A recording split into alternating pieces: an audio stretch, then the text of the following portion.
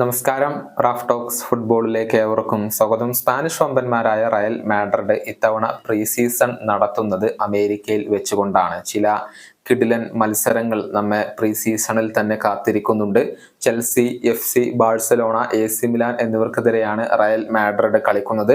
July 28-ാം തീയതിയാണ് ഇതിനു വേണ്ടി അവർ അമേരിക്കയിലേക്ക് യാത്ര തിരിക്കുക. അതുപോലെ തന്നെ അവസാന മത്സരം കളിച്ചു കഴിഞ്ഞ് ഓഗസ്റ്റ് 7-ാം തീയതി അവർ റയലിലേക്ക് തന്നെ അഥവാ സ്പെയിനിലേക്ക് തന്നെ തിരിച്ചെത്തും എന്നുള്ളതാണ്. കഴിഞ്ഞ ദിവസം കിലിയൻ എംബപ്പയെ റയൽ മാഡ്രിഡ് അവതരിപ്പിച്ചിരുന്നു. ക്ലബ്ബ് ആവശ്യപ്പെട്ടാൽ ടീമിനോടൊപ്പം അമേരിക്കയിലേക്ക് പോകും എന്നുള്ള കാര്യം എംബപ്പെ പറയുകയും ചെയ്തിരുന്നു.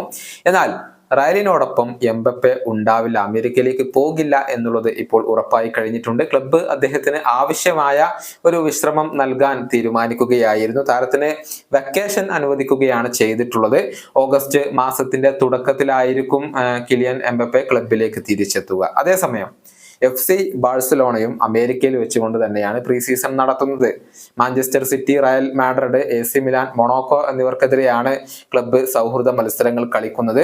ഈ മത്സരങ്ങൾക്ക് വേണ്ടി FC ബാഴ്സലോണ അമേരിക്കയിലേക്ക് പോകുമ്പോൾ ആ ടീമിൽ യുവ പ്രതിഭയായ ലാമിൻ യമാൽ ഉണ്ടാവില്ല എന്നുള്ളത് ഉറപ്പായി കഴിഞ്ഞിട്ടുണ്ട്. അദ്ദേഹത്തിന് ക്ലബ്ബ് വിശ്രമം നൽകുകയായിരുന്നു. സ്പെയിനിനോടൊപ്പം യൂറോ കപ്പിന്റെ അവസാനം വരെ കളിച്ച ഒരു താരമാണ് ഈ 17-കാരൻ. മാത്രമല്ല മികച്ച പ്രകടനം അദ്ദേഹം പുറത്തെടുക്കുകയും ചെയ്തിരുന്നു. താരത്തിനും ആവശ്യമായ ഒരു വിശ്രമം നൽകാം എന്നാണ് ബാഴ്സലോണയുടെ നിലപാട്. കഴിഞ്ഞ സീസണിൽ ക്ലബിന് വേണ്ടി 50 മത്സരങ്ങൾ കളിച്ചിട്ടുള്ള താരമാണ് അദ്ദേഹം.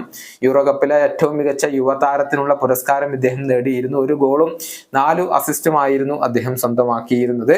അടുത്ത സീസണിൽ അദ്ദേഹം കൂടുതൽ മികവിലേക്ക് ഉയരും എന്നുള്ള ഒരു പ്രതീക്ഷയിലാണ് ഇപ്പോൾ FC ബാഴ്സലോണയുടെ ആരാധകരുള്ളത്. ചുരുക്കത്തിൽ അമേരിക്കയിൽ വെച്ചുകൊണ്ട് നടക്കുന്ന ആ ഒരു എൽ ക്ലാസിക്കോ മത്സരത്തിൽ, സൗഹൃദ മത്സരമാണെങ്കിൽ കൂടിയും അത് ആരാധകർക്ക് ഏറെ പ്രിയപ്പെട്ടതാണ്.